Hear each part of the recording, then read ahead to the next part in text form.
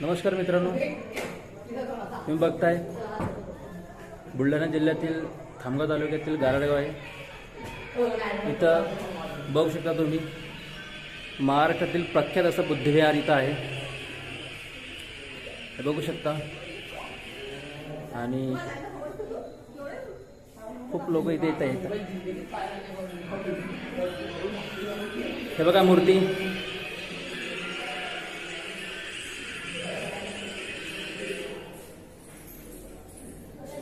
इथं सर्व तुम्ही बघू शकता.